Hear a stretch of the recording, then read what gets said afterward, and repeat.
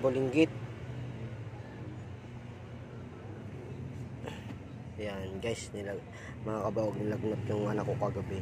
So hindi na naman ako nakatulog.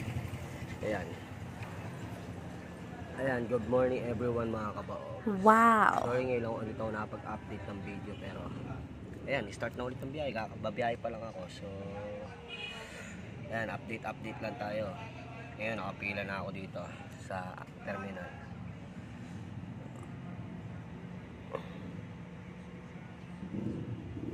Nagawa mo dyan? Ah.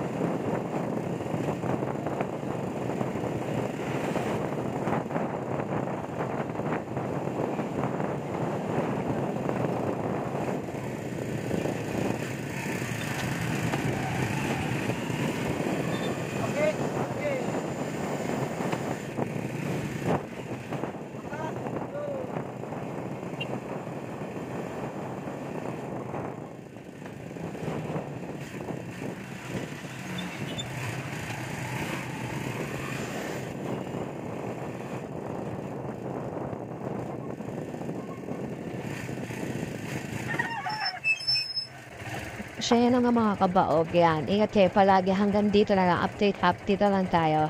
Yeah. And ingat sa mga bumabiyahe. God bless and see you.